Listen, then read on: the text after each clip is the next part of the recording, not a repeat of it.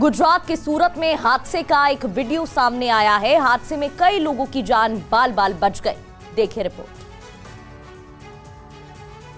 हादसे की दिल दहलाने वाली तस्वीरें सूरत के मगदल्ला की हैं, जहां मगदल्ला से हजीरा तक नौका दौड़ चल रही थी। सभी एक दूसरे से आगे निकलने की कोशिश कर रहे थे, तभी कुछ ऐसा हुआ जिससे वहां अफरा तफरी मच गई।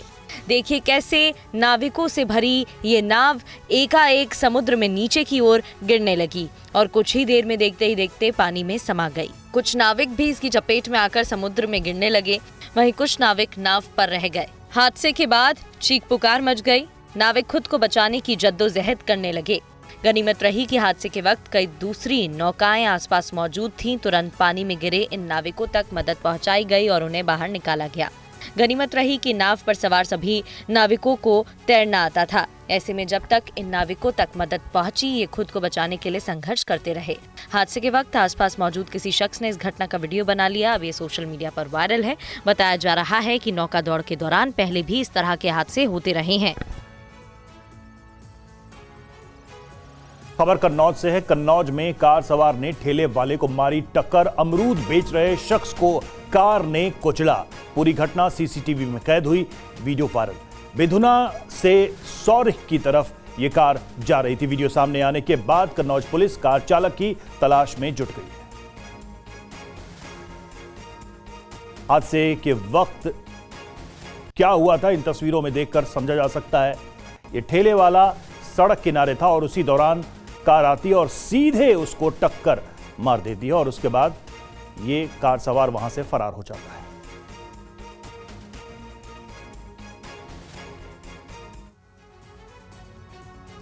राजस्थान के जयपुर में भी भीषण सड़क हादसा हुआ। यहां एक केमिकल टैंकर और ट्रेलर में टक्कर हो गई। कैसे हुआ हादसा, रिपोर्ट देखिए। भीषण हादसे की तस्वीर जयपुर दिल्ली राष्ट्रीय राजमार्ग 48 की है। सड़क पर जहां पर भी आप नजर डालेंगे, आग की लपटें आपको दिखाई देंगी। हादसे को देखकर लोगों में अफरा तफरी मच गई। फायर ब्रिगेड को तुरंत हादसे की सूचना दी गई। जब तक फायर ब्रिगेड की टीम पहुंची, बड़ा इलाका आग की लपटों से घिरा हुआ था। कुछ ही देर में ये केमिकल टैंकर आग का गोला बन गया। बताया जा रहा है करीब 1 किलोमीटर के इलाके में ये आग फैल गई। एक केमिकल टैंकर और ट्रेलर के बीच आमने सामने की टक्कर के चलते हादसा हुआ। केमिकल से भरा एक टैंकर बेकाबू होकर लेन बदलते हुए सामने से आ रहे ट्रेलर से टकरा गया। टक्कर की वजह से टैंकर से भरे ज्वलनशील केमिकल में आग लग गई, जिसके चलते विकराल रूप आग ने ले लिया। हादसे के वक्त कई दूसरी गाड़ियां आसपास से गुजर रही थी। गनीमत रही कि कोई दूसरी गाड़ी इस हादसे की चपेट में नहीं आई। और उत्तर प्रदेश के बरेली से हादसे का सीसीटीवी वीडियो सामने आया है। हादसे में एक बुजुर्ग घायल हो गया। सड़क पर इस तरह के खुले गड्ढे कितने खतरनाक साबित हो सकते हैं, इस वीडियो को देखकर अंदाजा लगाया जा सकता है। घटना राय बरेली के वार्ड नंबर 25 के नई बस्ती इलाके की है, जहां एक बुजुर्ग साइकिल से जा रहा था। उन्हें नाले की टूटी स्लैब नहीं दिखी, जिसकी वजह से देखिए कैसे वो अपनी साइकिल के साथ इस नाले में जा गिरे। हादसा रात के समय हुआ। उस समय सड़क सुनसान थी। गनीमत रही कि सड़क पर कुछ दूर पर 2 लोग खड़े थे, जिन्हें उनके चिल्लाने की आवाज सुनाई दी, जिसके बाद वो गड्ढे की ओर दौड़ पड़े। इस बीच चिल्लाने की आवाज सुनकर कुछ लोग और भी आए, घरों से बाहर निकले और गड्ढे के पास पहुंचे। अंधेरा होने की वजह से लोगों को समझने में थोड़ा समय लग गया कि एक शख्स इस नाले के अंदर गिरा हुआ है। बड़ी मुश्किल से बुजुर्ग को गड्ढे से बाहर निकाला जा सका। हादसा पास लगे सीसीटीवी कैमरे में रिकॉर्ड हो गया। स्थानीय लोगों का कहना है कि पिछले कई महीनों से नाले का स्लैब टूटा हुआ है। प्रशासन को शिकायत देने के बावजूद इस नाले की मरम्मत नहीं की गई, जिसके चलते यहाँ लगातार हादसे हो रहे हैं। और अब बात बागपत की। बागपत में निर्माणाधीन दिल्ली देहरादून कॉरिडोर पर एक प्रतिबंधित घोड़ा बग्गी दौड़ का आयोजन किया गया। इस आयोजन के कारण कॉरिडोर पर आवाजाही कर रहे लोगों को भारी परेशानी हुई। देखिए रिपोर्ट। नियमों और कानून की धज्जियां उड़ाती ये तस्वीर दिल्ली देहरादून इकोनॉमिक कॉरिडोर की है, जहां निर्माणाधीन कॉरिडोर पर न केवल गैर कानूनी तरीके से घुड़दौड़ का आयोजन किया गया, बल्कि लाखों रुपए का सट्टा भी लगा दिया गया। तस्वीरों में देखा जा सकता है कि सड़क पर घोड़े के साथ लगाई गई इस रेस में बाइकर्स और टेम्पो हाईवे पर खतरनाक स्टंट करते नजर आ रहे हैं। बाइक और घोड़ों की रफ्तार इतनी ज्यादा थी कि किसी भी वक्त बड़ा हादसा हो सकता था, लेकिन गनीमत रहे कि कोई गंभीर दुर्घटना नहीं हुई। इस दौरान हाईवे पर कुछ समय के लिए अफरा तफरी का माहौल बना रहा। बताया जा रहा है कि घोड़ों की जीत हार पर हजारों रुपए का इनाम तय किया गया था, जबकि लाखों रुपए का सट्टा भी लगाया गया। दौड़ देखने के लिए आसपास के गांव से भी लोग मौके पर पहुंच गए, जिससे भीड़ और बढ़ गई। वीडियो वायरल होने पर पुलिस केस दर्ज कर मामले की जांच शुरू कर चुकी है, लेकिन खुलेआम सट्टेबाजी और रेस का आयोजन कानून व्यवस्था पर गंभीर सवाल खड़े करता है। यूपी के झांसी में एक युवक की जागरूकता से हत्या की गुत्थी सुलझ गई। देखिए ये रिपोर्ट। इसी नीले बक्से की वजह से हत्या की एक गुत्थी सुलझी। मामला झांसी का है, जहां एक टैक्सी के जरिए नीले रंग का ये बॉक्स सीपरी बाजार के ब्रह्मनगर इलाके से टैक्सी के जरिए लाया गया। इस बॉक्स से बदबू आ रही थी। शक होने पर टैक्सी ड्राइवर ने तुरंत पुलिस को सूचना दी। सूचना पाकर पुलिस उस रिटायर्ड रेल कर्मी के घर में पहुंची, जहां पर इस बॉक्स को लाया गया था। जब बॉक्स का ताला तोड़ा गया तो इसमें से हड्डियां और शव के जले हुए टुकड़े बरामद हुए, जिसे देखकर सभी के होश उड़ गए। रेल कर्मी से पूछताछ में पुलिस को पता चला कि पिछले हफ्ते उन्होंने अपनी पत्नी और बेटे के साथ मिलकर अपनी प्रेमिका की हत्या कर दी थी, जो उनसे पैसे की डिमांड कर रही थी। वहीं रेल कर्मी की पत्नी ने बताया मृतक महिला का नाम प्रीति था, जो उनके पति के साथ तीसरी पत्नी के रूप में किराए के एक मकान में आ रही थी और लगातार उनसे पैसों की मांग करती थी। बताया जा रहा है कि रिटायर्ड रेल कर्मी और उसके बेटे ने महिला की हत्या कर दी। शव को बक्से में रखकर जला दिया। जले शव की राख को बोरियों में भरकर ठिकाने लगा दिया, लेकिन बक्से को दूसरे घर भेजे जाने के कारण हत्याकांड उजागर हो गया। मृतका प्रीति के पूर्व पति की शिकायत पर पुलिस ने मुकदमा दर्ज कर जांच शुरू कर दी है। बढ़ते हैं आगे। एमपी की राजधानी भोपाल से एक दिल दहलाने वाला मामला सामने आया। एक सोसाइटी में लगी लिफ्ट की डक्ट में दबकर 77 साल के बुजुर्ग की मौत हो गई। रिपोर्ट देखिए। रूह कपा देने वाला मामला भोपाल की एक सोसाइटी का है, जहां लिफ्ट की डक्ट में गिरने से एक 77 साल के बुजुर्ग की मौत हो गई।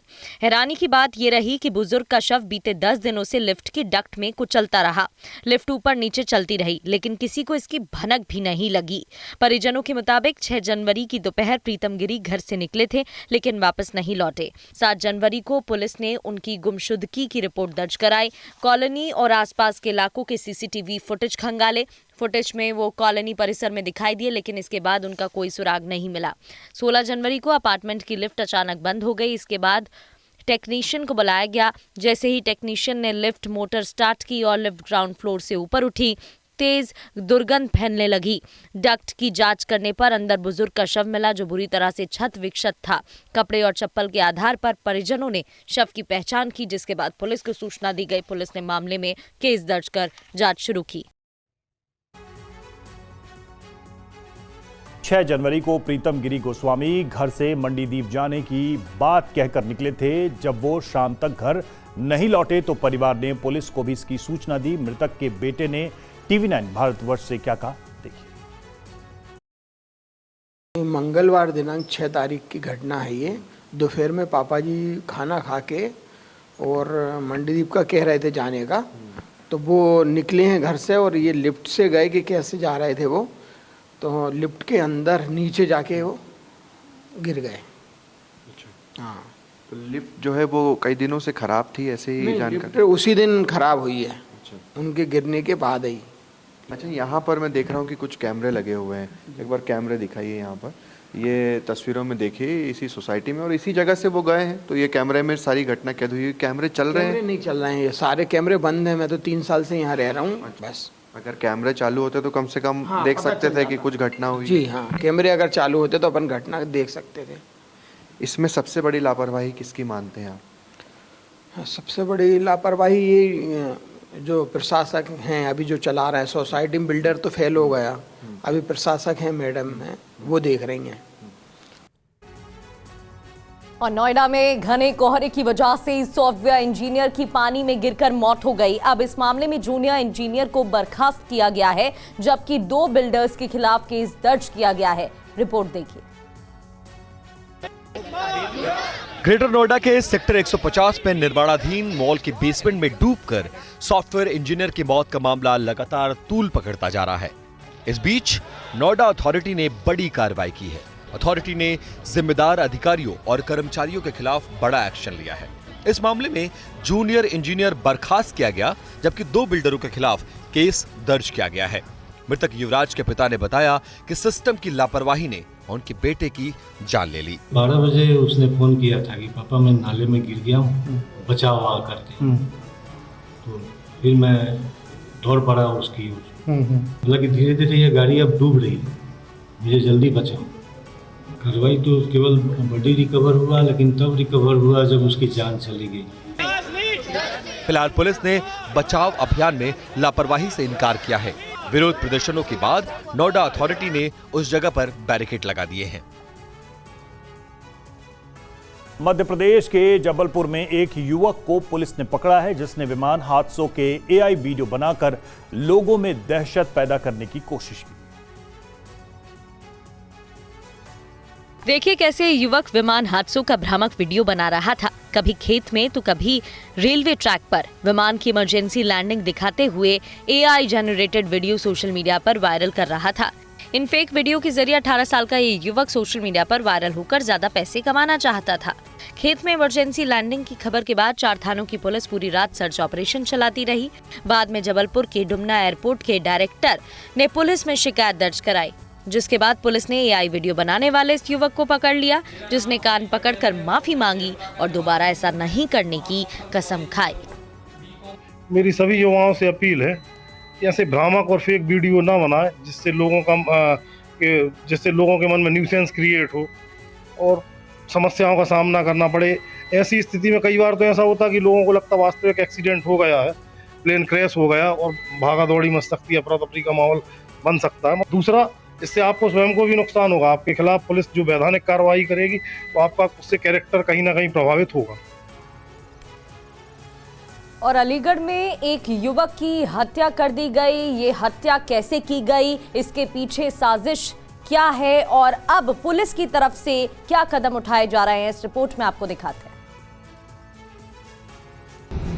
हमले की घटना का लाइव वीडियो भी सामने आया है, जिसमें देखा जा सकता है कि कैसे इस गंभीर वारदात को अंजाम दिया गया। दरअसल नशेड़ियों ने केमिस्ट की दुकान से नशीला इंजेक्शन मांगा था। दुकानदार ने इंजेक्शन देने से मना कर दिया, जिसके बाद जमकर बवाल किया गया। देखते ही देखते मामला मार पिटाई तक जा पहुंचा। दुकानदार के ऊपर लाठी से हमला किया गया, जिसके बाद उसके सिर पर गंभीर चोटें आई। दरअसल पड़ोसी दुकानदार युवक सचिन ने मामला शांत करने की कोशिश की, लेकिन दबंगों ने सचिन पर ही हमला कर दिया। युवक की मौत के बाद परिजनों और ग्रामीणों में आक्रोश है। घटना में शामिल मुख्य अभियुक्त फरार है।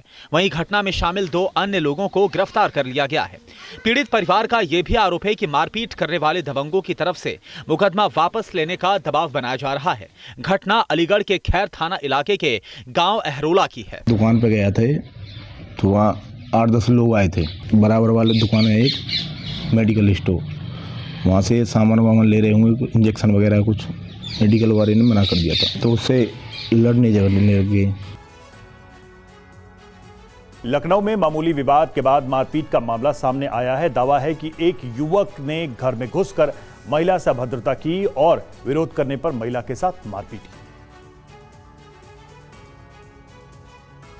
मारपीट की ये तस्वीरें लखनऊ के विकास नगर इलाके की है, जहां एक युवक ने घर में घुसकर महिला से अभद्रता की। विरोध करने पर महिला के साथ मारपीट की। जब शोर शराबा सुनकर महिला के नाबालिग बेटे ने बीच बचाव किया तो युवक ने 11 साल के बच्चे के साथ भी बेरहमी से मारपीट की। दावा है कि आरोपी मोहल्ले का ही रहने वाला है, जिसकी पहचान आकाश गौतम के तौर पर हुई है। पूरे मामले के बाद महिला विकास नगर थाने पहुंची, जहां उसने आरोपी की शिकायत दर्ज कराई।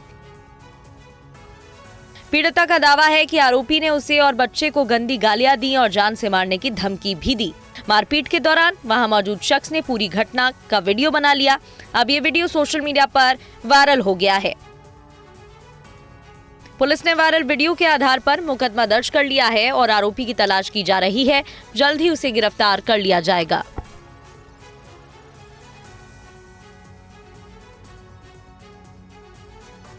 और बात एक बड़ी खबर की करते हैं। प्रतीक यादव ने अपर्णा यादव को तलाक की धमकी दी है। मुलायम सिंह यादव के बेटे हैं प्रतीक ने तलाक की धमकी दी। अपर्णा यादव को तलाक देने जा रहा हूं, ये प्रतीक यादव ने कहा। अपर्णा पर पारिवारिक रिश्ते खराब करने का आरोप भी लगाया। अपर्णा को सिर्फ अपनी ही फिक्र है, मेरी मानसिक स्थिति खराब, उसे फिक्र नहीं है। मैंने अपर्णा से शादी की, ये मेरी बदकिस्मती है, प्रतीक यादव ने ये भी लिखा।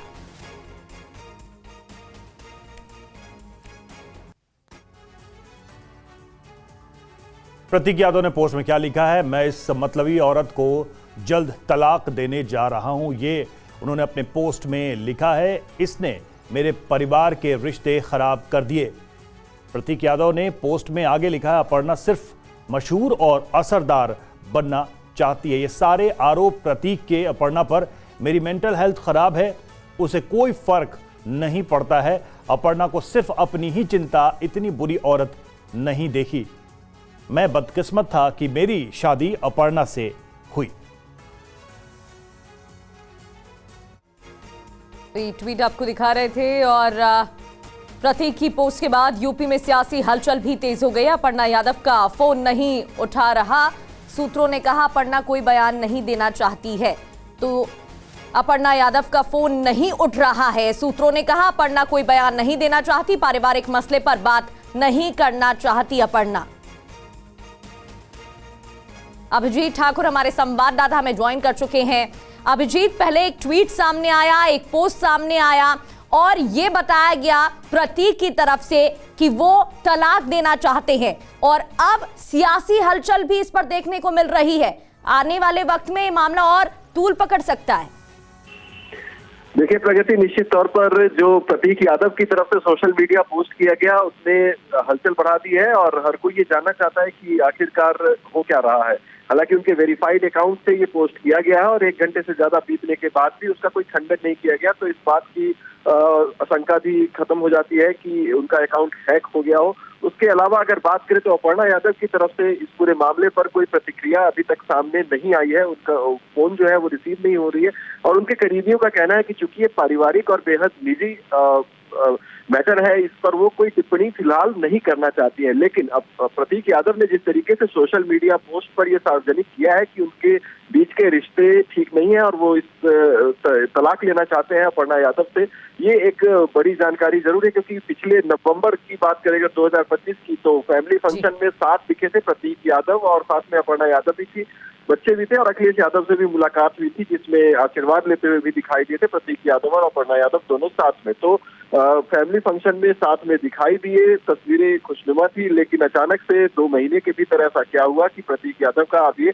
पोस्ट सामने आया है। हालांकि प्रतीक यादव ने स्वास्थ्य का भी हवाला इसमें दिया है कि कुछ दिनों से उनकी इलाज भी चल रहा है उनका और उनकी स्थिति जो है वो बहुत अच्छी नहीं बताई जाती है हेल्थ की। लेकिन अब जो ये पोस्ट है उसने हलचल सरगर्मियां राजनीतिक हलकों में भी तेज कर दी है कि क्या अपर्णा यादव से उनके जो रिश्ते खराब हुए हैं उसके पीछे कोई राजनीतिक वजह भी है। जिस तरीके से उन्होंने सोशल मीडिया पर पोस्ट किया है और अपनी बात लिखी। अभिजीत ठाकुर आपको जानकारी दे रहे थे, बहुत बहुत शुक्रिया अभिजीत आपका।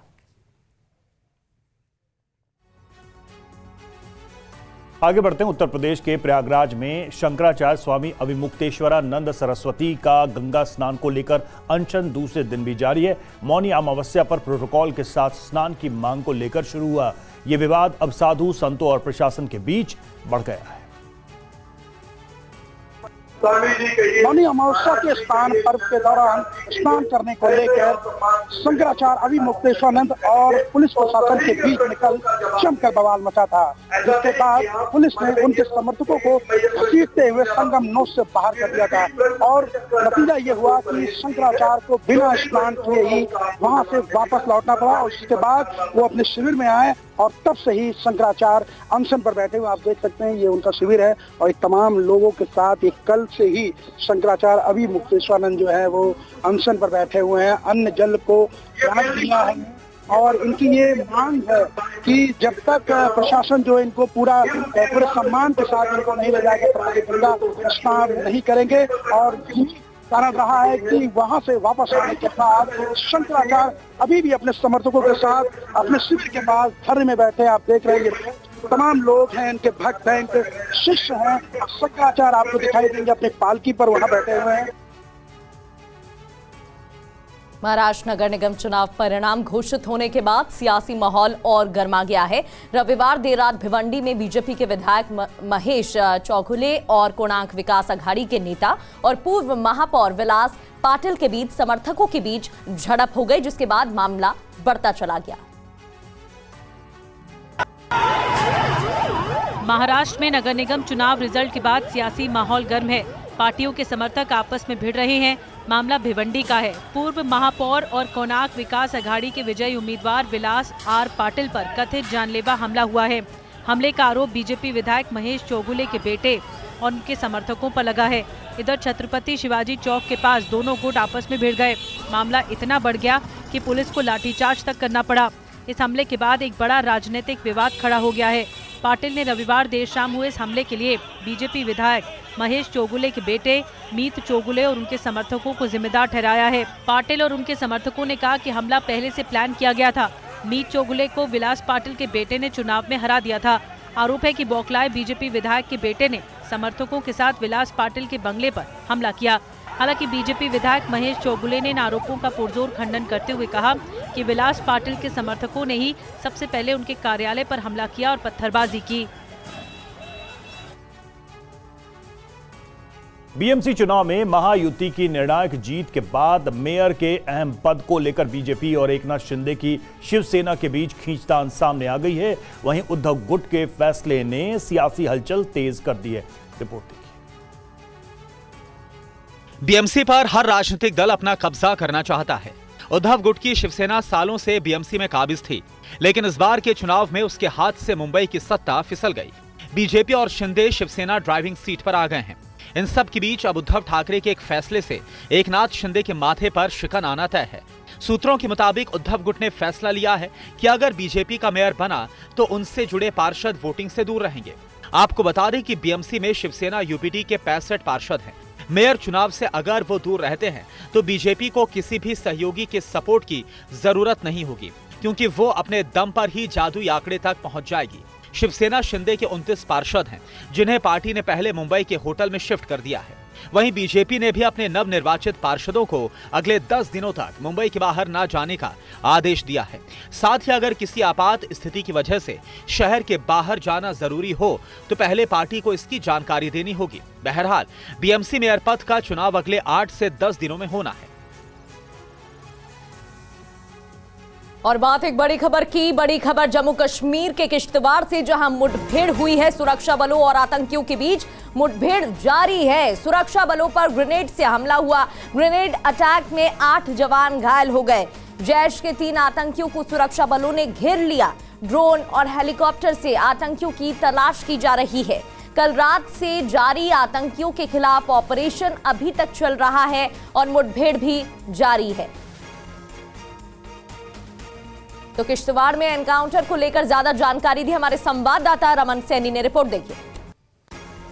सुरक्षा कर्मियों को कल सुबह 10:25 के आसपास में इंटेलिजेंस इनपुट के माध्यम से ये जानकारी हाथ लगी थी कि जैश ए मोहम्मद से जुड़े हुए 3 बड़े आतंकी इस समय सोनार के जंगल के अंदर छिपे हुए हैं। और उसी इनपुट के आधार पर जब वहां पर बड़ा सा ऑपरेशन लॉन्च किया गया, सोनार के जंगल में भारतीय सेना और जम्मू कश्मीर पुलिस की एक टुकड़ी पहुंचती है। वहां पर एक घर के पास में जब सर्च ऑपरेशन चलाया जा रहा था, तभी जंगल के ऊपरी हिस्से में छिपे हुए आतंकी ने अल्ट्रा बैरल ग्रेनेड लॉन्चर यानी कि यूबीजीएल से 2 ग्रेनेड फायर किए और वो ग्रेनेड सीधे भारतीय सेना के जवानों के पास आकर गिरे, जिससे स्प्लिंटर इंजरीज भारतीय सेना के 8 जवानों को हुई है। 8 जवान घायल हुए और उसके बाद उस पूरे इलाके की घेराबंदी कर आतंकियों के खिलाफ बड़े पैमाने पर तलाशी अभियान शुरू किया गया है। ये वही आतंकी हैं जो पिछले साल लोकसभा चुनाव से ठीक पहले ये आतंकी घुसपैठ कर जम्मू कश्मीर की धरती में दाखिल हुए थे और तब से लगातार कभी डोडा के जंगल में, कभी किश्तवाड़ में और कभी किश्तवाड़ को पार कर अनंतनाग के जंगलों में जाकर छिप जाते हैं।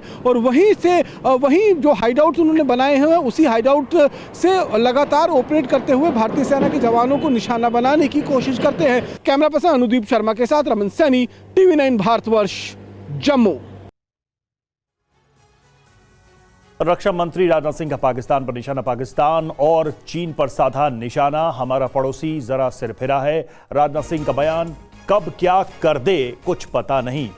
ये राजनाथ सिंह ने पाकिस्तान पर बयान दिया है। और ये कुछ कहा नहीं जा सकता कि इन हथियारों की कब जरूरत, कब आवश्यकता पड़ जाए, क्योंकि हमारा पड़ोसी जो सिरफिरा है, कब क्या हरकत कर दे कुछ कहा नहीं जा सकता है। साथियों, मुझे यह भी बतलाया गया कि सोलर कंपनी द्वारा भार्गवास्त्र नामक एक काउंटर ड्रोन सिस्टम भी विकसित हो गया है, कि अब चल रहा है, प्रोसेस में विकसित किया जा रहा है। तो मुझे बतलाया गया कि यह देश का पहला माइक्रो मिसाइल बेस्ड सिस्टम है। यह सच्चाई है और पहली ही बार में इसका सफल परीक्षण सोलर ग्रुप की तकनीकी क्षमता को दिखाता है कि आपके पास क्या टेक्निकल कैपेबिलिटी है। और कई अन्य देशों ने भी इसे खरीदने में रुचि दिखाई है।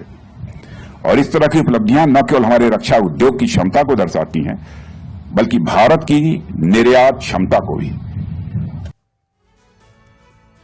बढ़ते हैं आगे। भारतीय नौसेना का रोमियो अब और होगा घातक। आइस ब्रेकर मिसाइल लगाने की तैयारी की जा रही है।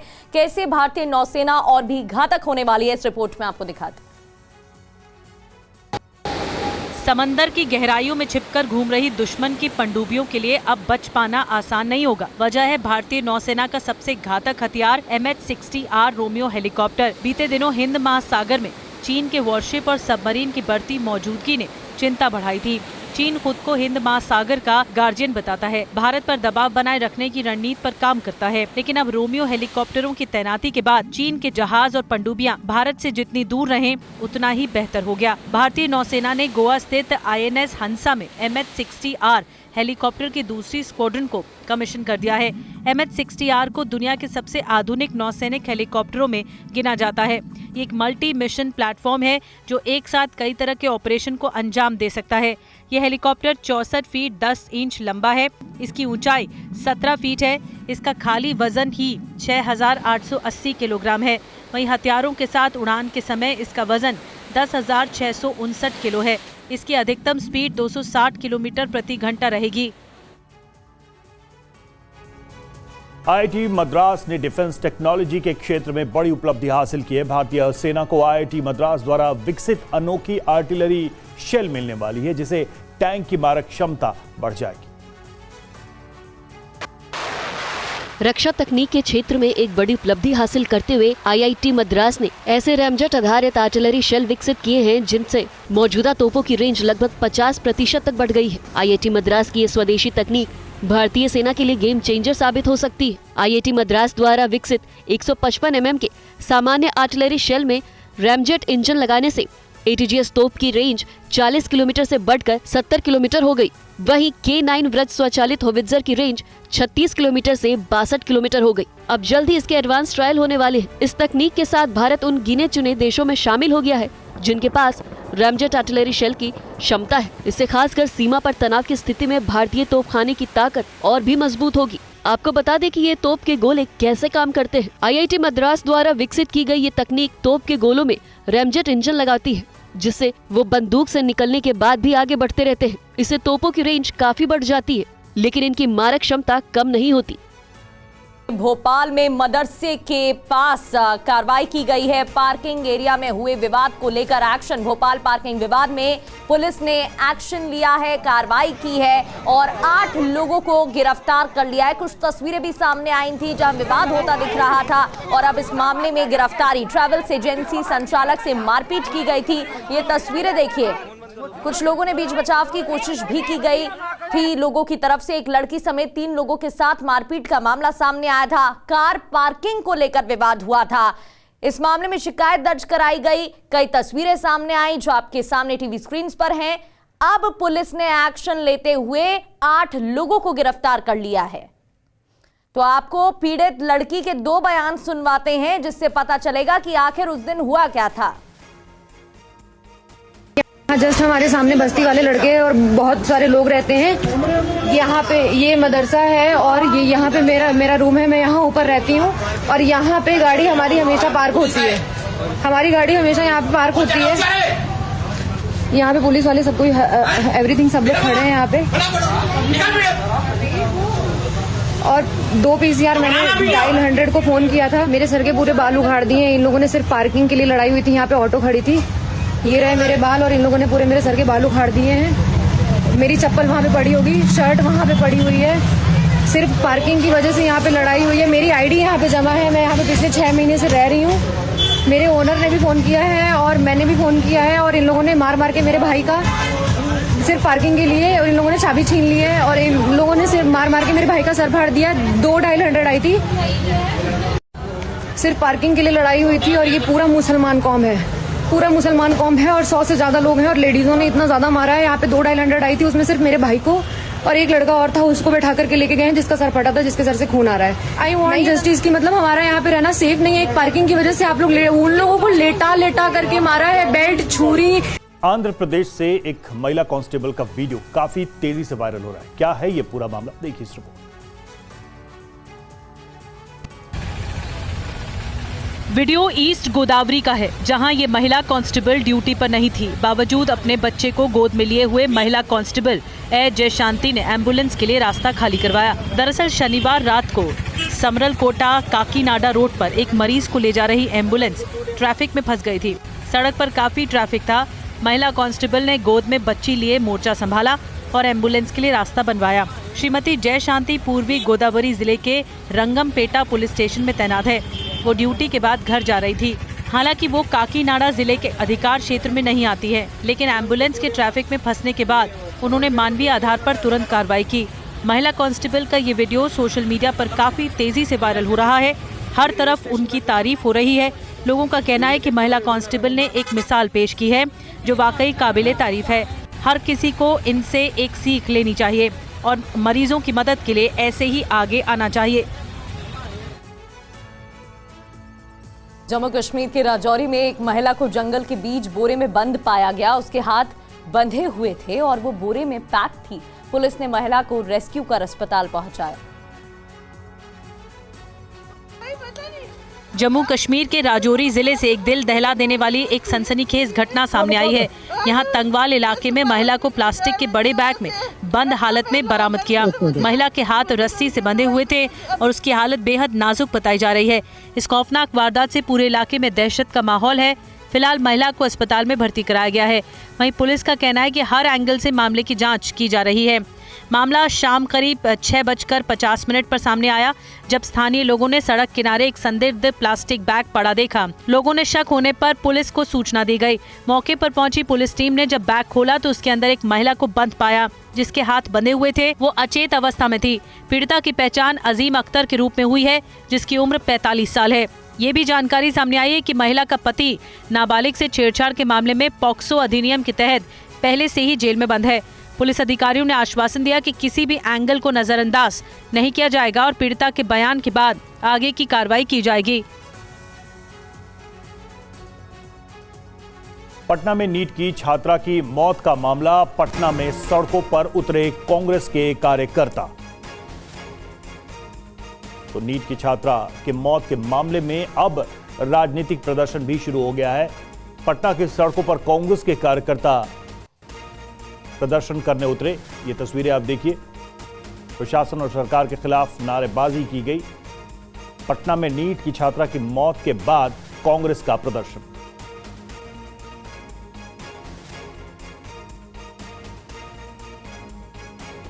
पटना के चित्रगुप्त नगर थाना क्षेत्र में शंभू हॉस्टल में रहकर नीट की तैयारी करने वाली छात्रा गायत्री के साथ जो कुछ हुआ, उसकी हत्या के मामले में पहले तो छात्र आंदोलन थे, लेकिन अब यह मामला राजनीतिक बन गया है और राजनीतिक दल भी अपना प्रोटेस्ट कर रहे हैं। अभी देखिए कांग्रेस का एक प्रदर्शन है।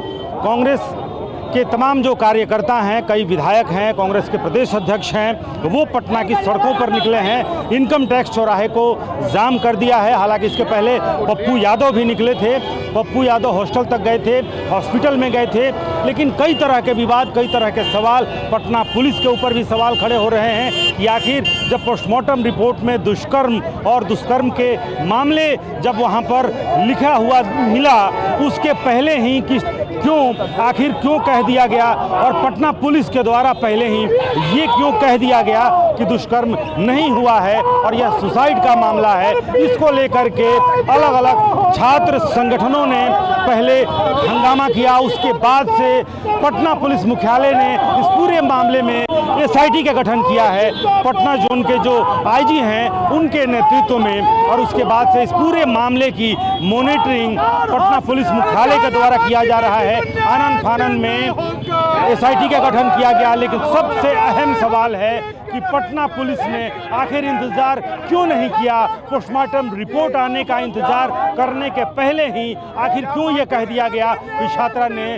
सुसाइड किया है। और उसके बाद से जब हंगामा बढ़ा, फिर उसके बाद से हॉस्पिटल से लेकर के और शंभू गर्ल्स हॉस्टल तक में दबिश बढ़ाई गई पटना पुलिस की, और अब यह मामला इतना बढ़ गया है कि अलग अलग जो छात्रों के संगठन हैं वो संगठन सड़कों पर हैं। कई तरह के सवाल खड़े हो रहे हैं, पटना पुलिस से सवाल किया जा रहा है, पटना पुलिस बच रही है, भाग रही है मीडिया के सवालों से, जनता के सवालों से, और उसके बाद से आक्रोश इस कदर बढ़ा है कि आक्रोश ना सिर्फ छात्र संगठनों में, सामाजिक संगठनों में, बल्कि अब यह पूरा मामला जो है अब यह राजनीतिक रूप भी ले चुका है।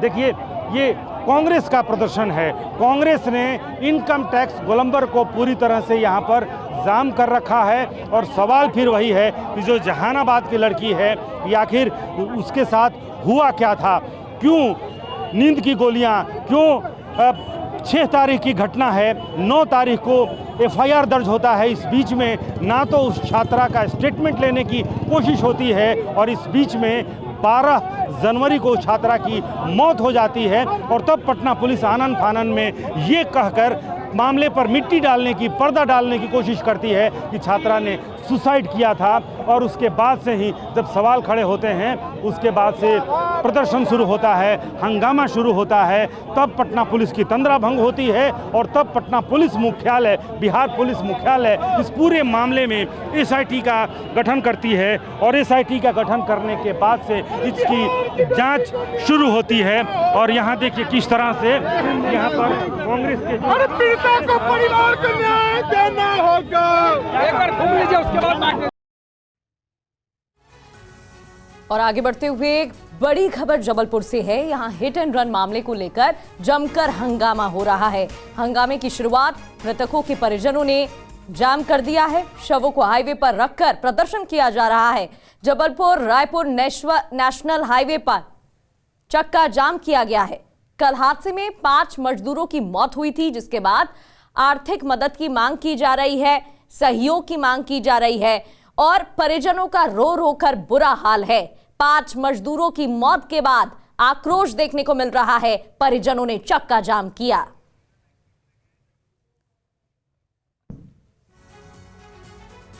यूपी के उन्नाव में एक फैक्ट्री में आग लग गई, जिसमें करोड़ों का सामान जल गया। तस्वीरें उन्नाव के थाना हसनगंज के मोहान कोइया मदारपुर की है, जहां मौजूद स्वाद एग्रो इंडस्ट्रीज में देर रात अचानक से आग लग गई। थोड़ी ही देर में आग इतनी ज्यादा तेजी के साथ भड़की कि पूरी फैक्ट्री आग की चपेट में आ गई। ये बताया जा रहा है कि फैक्ट्री में ज्वलनशील पदार्थ होने की वजह से आग तेजी के साथ भड़की। थोड़ी ही देर में आग ने इतना विकराल रूप ले लिया कि दूर दूर तक आग का धुआं फैल गया। आग की लपटों को दूर से भी देखा जा सकता था। इस फैक्ट्री में सरसों तेल, पास्ता, मैक्रोनी, दलिया, आटा, बेसन, सोया बड़ी उत्पादन होता था। इस भीषण आग की चपेट में आकर फैक्ट्री में रखा करोड़ों का सामान जलकर भी खाक हो गया। गनीमत रही कि इस हादसे में कोई हताहत नहीं हुआ। यह कहा जा रहा है कि रात के समय बेहद कम कर्मचारी फैक्ट्री में मौजूद थे। अगर दिन के समय यह हादसा हुआ होता तो यह हादसा कई लोगों की मौत की वजह बन सकता था। हादसे से फैक्ट्री कर्मचारियों में दहशत का माहौल बना हुआ है। अभी तक आग लगने की वजहों का पता नहीं चल पाया। काठमांडू के मेयर बालेंद्र शाह ने नेपाल में 5 मार्च को होने वाले संसदीय चुनाव लड़ने के लिए इस्तीफा दे दिया है। वो रवि लामिछाने को की राष्ट्रीय स्वतंत्र पार्टी में शामिल हो गए हैं। उन्हें पीएम पद का उम्मीदवार घोषित किया गया है। रिपोर्ट देखिए। काठमांडू के मेयर बालेंद्र शाह ने इस्तीफा दे दिया। वो 2022 में एक स्वतंत्र उम्मीदवार के रूप में काठमांडू के मेयर का चुनाव जीते थे। हाल ही में वो राष्ट्रीय स्वतंत्र पार्टी में शामिल हुए हैं। पार्टी ने उन्हें नेपाल के प्रधानमंत्री पद का उम्मीदवार बनाया है। उनका मुकाबला नेपाल के 4 बार के प्रधानमंत्री केपी शर्मा ओली से होगा। डिप्यूटी मेयर को लिखे एक पत्र में बालेंद्र शाह ने कहा कि वो नेपाल के संविधान 2015, स्थानीय सरकार संचालन अधिनियम 2017 और महानगर के मौजूदा कानूनों के अनुसार पद छोड़ रहे हैं। शाह ने कहा कि उन्होंने अपनी मर्जी से इस्तीफा दिया है। बालेंद्र शाह ने 2022 के स्थानीय चुनावों में एक स्वतंत्र उम्मीदवार के तौर पर काठमांडू मेट्रोपॉलिटन सिटी के मेयर का चुनाव जीता था। बालेंद्र शाह ने अपने इस्तीफे में कहा है कि उन्होंने अपने कार्यकाल के दौरान महानगर और उसके निवासियों के हित में अधिकतम जिम्मेदारी के साथ काम करने की कोशिश की। बता दें कि बालेंद्र शाह ने नेपाल में जेनजी आंदोलन का समर्थन किया था। ऐसा माना जाता है कि इस आंदोलन को उग्र बनाने और इसकी रणनीति को तैयार करने में बालेंद्र शाह का हाथ था।